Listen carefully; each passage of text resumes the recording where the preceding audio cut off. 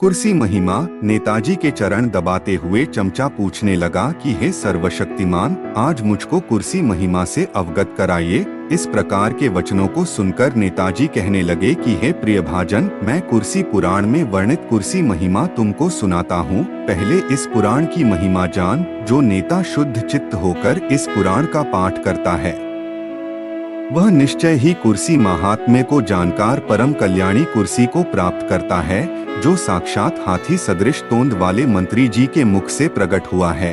उसी कुर्सी पुराण का नित्य ध्यान करना चाहिए। संपूर्ण जनता गौ के सामान है और नेता रूपी जोंक ही उसका खून पीने का अधिकारी है।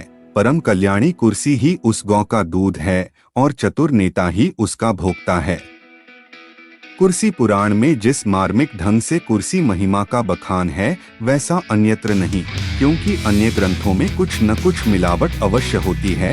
इस पुराण पर नेता वर्ग का ही अधिकार है, चाहे वह किसी भी दल का हो, बस उसे कुर्सी में श्रद्धालु और भक्ति युक्त अवश्य होना चाहिए। कल्याण की इच्छा रखने वाले नेताओं को उचित है कि देश प्रेम त्याग कर अतिशय श्रद्धा पूर्वक अपने बालकों को अर्थ व दाम व पेंच सहित इस कुर्सी पुराण का ज्ञान कराएं।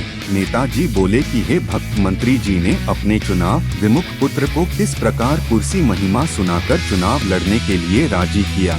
कुर्सी पुराणों वह कथा अब मैं तुमको सुनाता हूँ।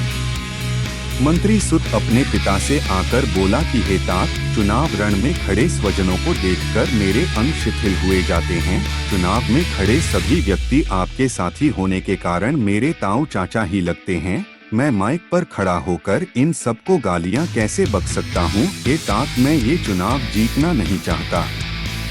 यदि मेरे जीतने से इनकी जमानत जब्त हुई तो करोड़ों के नुकसान के कारण इनकी हृदय गति रुक जाएगी और मुझे इन सबकी हत्या का पाप लगेगा। मैं इस कुर्सी के लोभ में नेता कुल सहार को तैयार नहीं। इस प्रकार हाथ पैर छोड़कर बैठे पुत्र को देख मंत्री जी ने ये वचन उसे सुनाए। हे पुत्र, चुनाव क्षेत्र में यह अज्ञान तुझे कैसे हुआ? न तो ऐसा कभी हुआ है और न ही श्रेष्ठ नेताओं के लिए यह कल्याणकारी है। इसलिए हे पुत्र, इन तुच्छ विचारों को त्याग कर माइक पर डट जा। मंत्री सुत बोला कि हे पिता, ये सब मेरे पूज्य हैं, इनको अपशब्द कैसे कहूँ। इसलिए सदाचार के प्रति मोहित चित्त होकर आपसे पूछता हूँ कि मेरे लिए जो कल्याणी साधन हो वह कहिए। अपने धर्मांध पुत्र को समझाते हुए मंत्री जी कहने लगे, हे पुत्र, तू शोक नाहक करता है, क्योंकि श्रेष्ठ नेता किसी के प्राण आने जाने की चिंता नहीं करते। यही नेता धर्म है। आत्मा कभी नहीं मरती, इसलिए इसके लिए शोक करना सर्वथा अनुचित है। कुर्सी के समक्ष सब कुछ तुच्छ जान और खड़ा होकर माइक पर आ जा। यदि अब तूने हथियार डाल दिए तो नेता धर्म का अपमान होगा।